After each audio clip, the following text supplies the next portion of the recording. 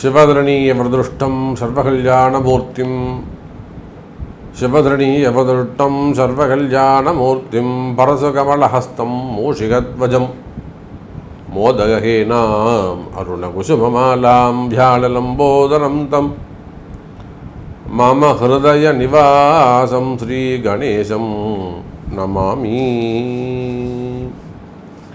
மங்கள மகாகணபதியுடைய பாதார விந்தங்களையும் என்னுடைய குருநாதரையும் இந்த நாயடியின் கனவிலும் நினைவிலும் நித்தம் நித்தம் பூஜை செய்யக்கூடிய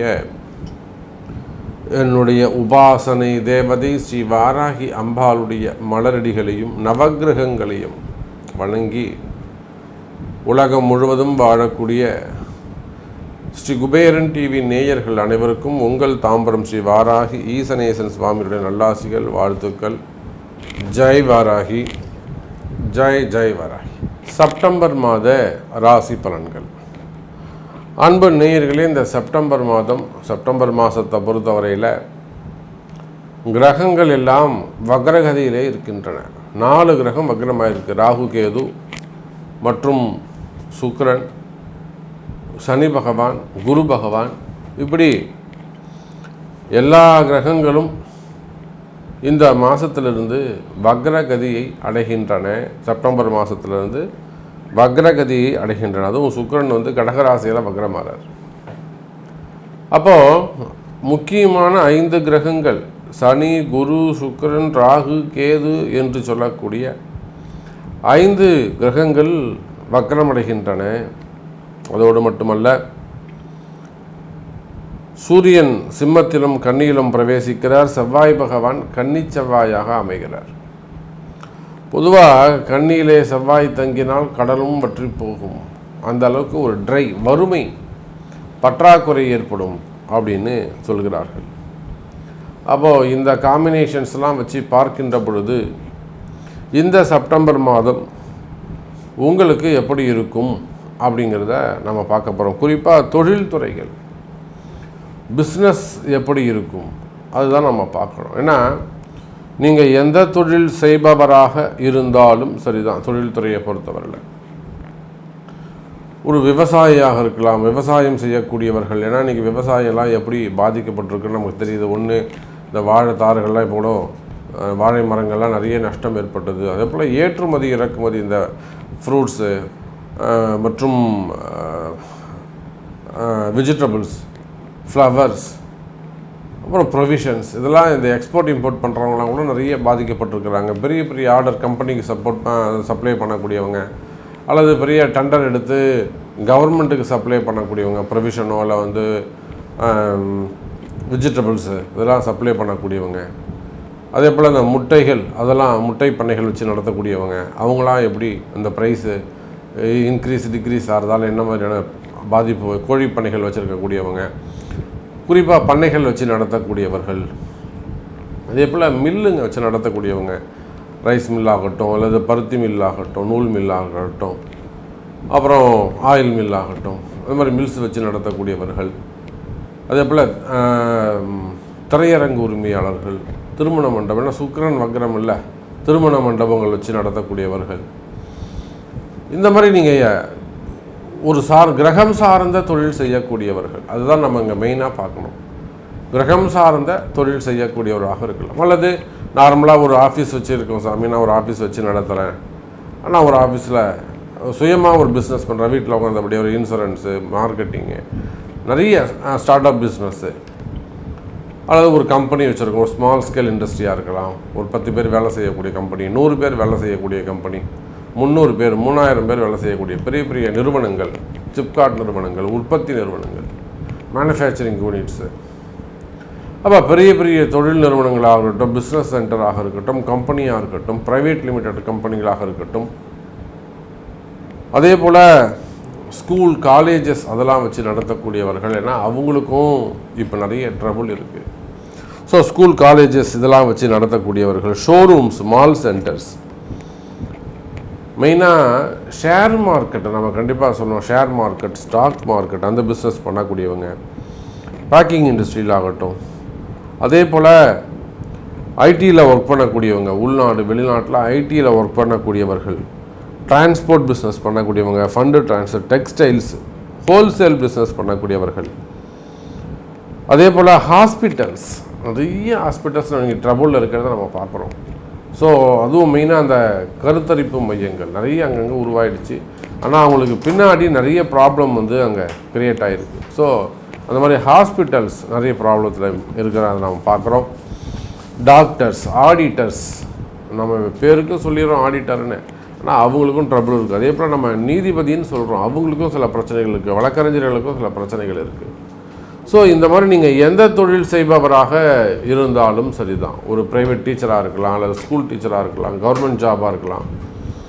ஸோ நீங்கள் எந்த தொழில் செய்பவராக இருந்தாலும், என்ன உத்தியோகம் செய்பவராக இருந்தாலும், உள்நாடாக இருந்தாலும் வெளிநாடாக இருந்தாலும், உங்களுக்கு இந்த செப்டம்பர் மாதம் 5 கிரகங்கள் வக்ரகதியில் இருப்பதனாலே ஸோ என்ன மாதிரியான மாற்றங்கள் உங்களுக்கு நிகழப்போகுது அப்படிங்கிறத நம்ம நிச்சயமாக பார்க்க தான் போகிறோம். அன்பார்ந்த மேஷராசி அன்பர்களே, மேஷராசியை பொறுத்தவரையில் இந்த செப்டம்பர் மாதம் மெயினாக உங்கள் ராசியில் இருக்கக்கூடிய குரு பகவான் வக்ரத்தில் இருக்கிறார்.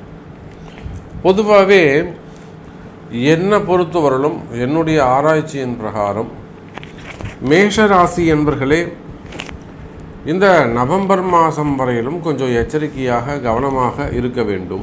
காரணம் என்னென்னா, கொஞ்சம் ட்ரையான பீரியடாக இருக்கும், கொஞ்சம் பற்றாக்குறைகள் இருக்கும். பண பற்றாக்குறை இருக்கலாம், வருமான பற்றாக்குறை இருக்கலாம், வேலைலாம் நடக்கும், பேமெண்ட் வராமல் இருக்கலாம். ஸோ ஒரு ட்ரையான பீரியடாக இது வந்து உங்களுக்கு அமையுது. அப்போது மெயினாக உங்களுடைய ராசிநாதன் செவ்வாய் பகவான் 6ஆம் இடத்திலே மறைகிறார். அங்கே தான் ரொம்ப நம்ம கவனமாக இருக்கணும்.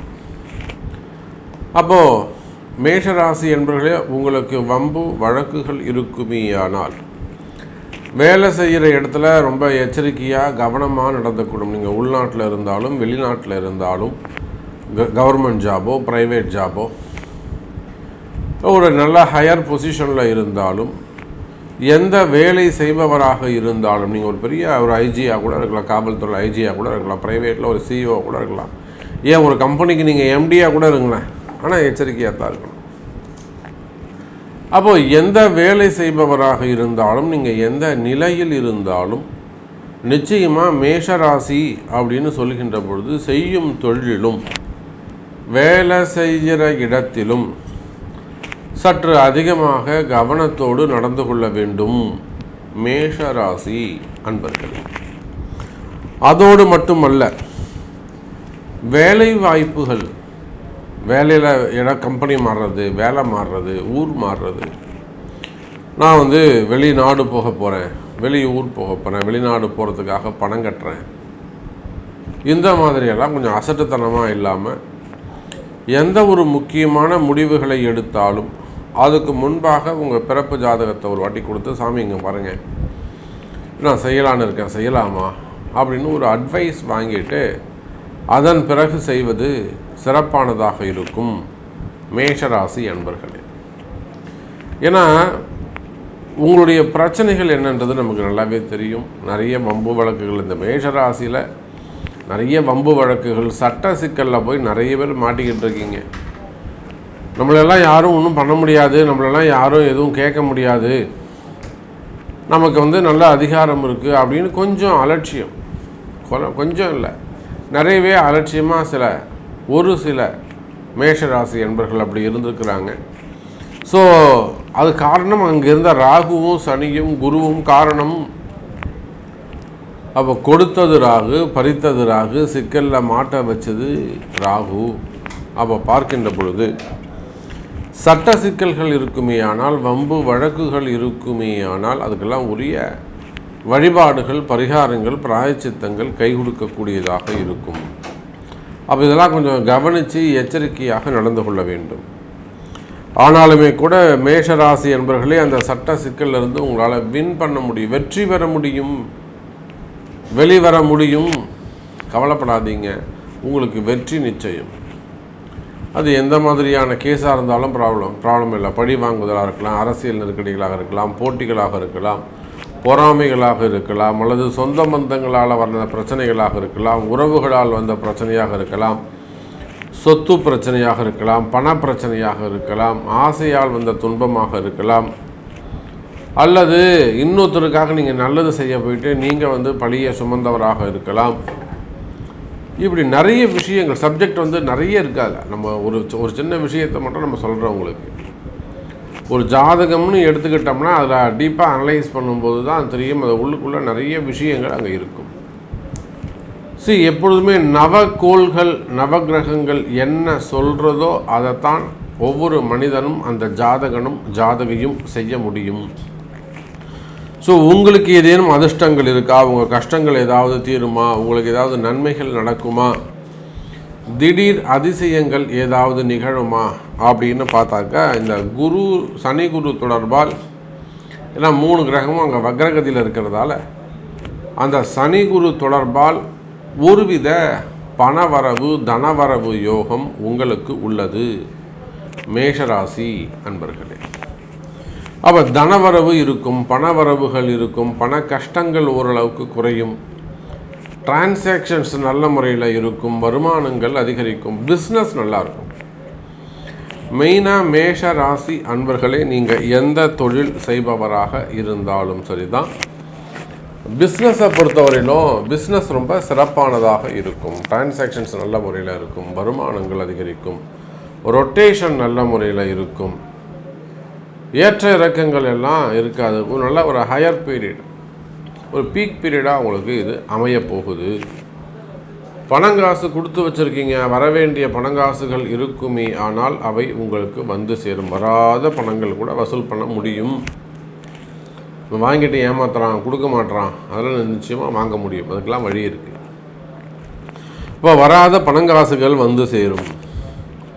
அதே போல் வீடு சரியில்லை, குடியிருக்கிற வீடு சரியில்லை, இல்லைன்னா இந்த வக்ரகதியில் இருக்கின்ற பொழுது அந்த வீட்டுடைய நிலைமை என்னன்றது நமக்கு தெரியும். செய்வினை கோளாறுகள், மந்திர மாந்திரீக தோஷங்கள், மெயினாக சொத்து பிரச்சனைகள், இடப்பிரச்சனைகள், கணவன் மனைவி பிரச்சனை, அல்லது பெற்றோர்கள் மாமனார் மாமியார் பிரச்சனைகள், மருமக பிரச்சனை, சம்பந்திகள் பிரச்சனை, அல்லது பிள்ளைங்க சம்மந்தப்பட்ட பிரச்சனைகள், பொண்ணு சொல்கிற பேச்சு கேட்கல, பையன் சொல்கிற பேச்சு கேட்கல, வீட்டுக்கு அடங்க மாட்டான், வெளியில் போய் அசிங்கப்படுத்துகிறாங்க.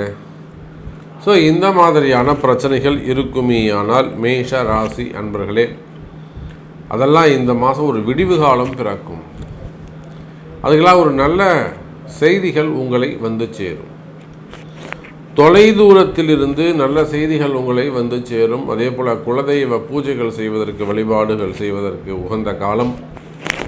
குலதெய்வ பூஜைகளை எதிர நீங்கள் அட்டன் பண்ணலாம். குலதெய்வ ஆசீர்வாதம் உங்களுக்கு கிடைக்கும். நிறைய மேஷராசி என்பவர்களுக்கு திருமணங்கள் நடக்கப் போகுது, திருமண தடைகள் விலகப் போகுது.